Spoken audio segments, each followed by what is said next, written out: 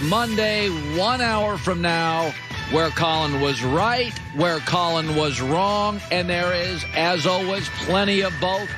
Joy Taylor, native Pittsburghonian, is joining me this morning. Pittsburgh native, Yinzer. Yinzer. This was not a good weekend for me. Canes got destroyed by North Carolina. Yeah.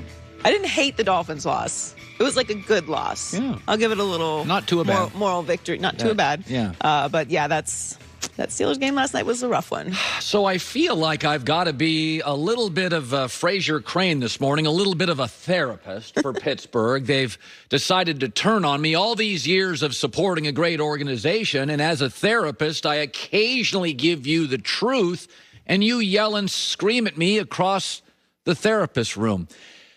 Let's all take a deep breath. Last week, I compared the 11-1 Steelers to a team I love, the Patriots, to last year's 8-0 Patriots. And I said we were giving the Patriots last year and the Steelers this year respect and elevating them based on their history and our respect and their coach and their quarterback who's going to be a Hall of Famer and their brand. And they had earned our respect. But my job as a therapist is to be honest, go deeper, tell you things maybe you don't want to hear. And I said last year's Patriots and this year's Steelers, just start looking at those wins, and boy, it's a bunch of cruddy teams and very hollow. And when last year did we finally realize New England was a fraud? I remember that session. It was Sunday Night Football. Baltimore came to town with an energetic, dynamic quarterback and thumped the Patriots 37-20. And New England looked old and slow and heavy-footed and offensively outdated. It's like the calendar wasn't their friend. And last night, the Steelers were finally unveiled to all of you as this young upstart team with a dynamic quarterback, Josh Allen. Made the Steelers look old and slow and outdated. I'm sorry. Look at these numbers. Listen to them. 14 first downs, 47 rushing yards, 1 for 10 on third down, 24 minutes time of possession. Big Ben, passer rating of 65. This is not to say as your therapist there aren't qualities I admire about you. TJ Watt is virtually unblockable. And this is a great front office, and their problems are almost immediately solved in the following draft. But deep down, my client, they know the truth. Steelers, this is not a Super Bowl team. 3 straight weeks, under 20 points.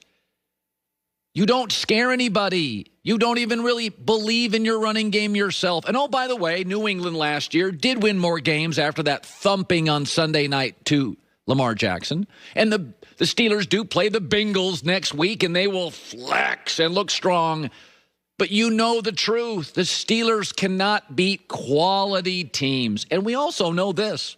Life evolves, we evolve, teams evolve. Steelers good early, Steelers unveiled late. Patriots last year good early, Patriots unveiled late. And the Patriot diehards, I mean, this is very common. They made excuses. And the Steeler fans this morning, what about our injuries? Outside of the Rams, the whole damn league's banged up. It's December. It's football. Everybody hurts getting out of bed this morning. And actually, the Steelers' defense is fine. It really is.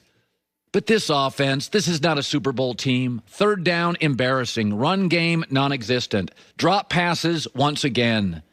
Identity, you have none. Big Ben is 31st in the NFL in yards per attempt. That is the opposite of the Steelers, who have always physically pushed you around and then had the courage at any time, anywhere to go deep and burn you.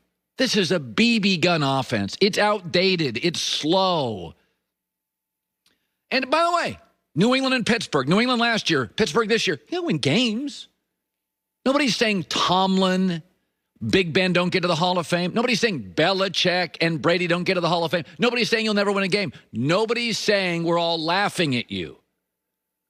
But this is why you go to a therapist, for somebody to tell you the truth. And this morning, Pittsburgh, the team you lost to, is a legit Super Bowl threat. They really are Buffalo. They got all the ingredients, all of them. And we all saw them last night. And you're not a Super Bowl team. Take a deep breath. It's okay. But at this point, this is just the honest, harsh truth. And painful today, solved potentially later, but Big Ben knows it, Tomlin knows it, you know it. Good team, not special. Wait till next year. Here's Big Ben. We need to look in the mirror, and it starts with me. I need to play better football because the ball's in my hands every single play. And so when it's in my hands, I need to make the best decision. And right now, I'm not playing good enough football for us to win. If I don't play good enough football, then I need to hang it up. But, I still feel like I can, do enough things to help this team win football games. And I'm going to do everything I can to get us back on track. All right. Enough with being a therapist. Now let's talk about Jalen Hurts and Philadelphia. A lot of Pennsylvania stories today. So Jalen Hurts got the start, ran around, and won the game. So it's time for another edition of Let's Massively Over.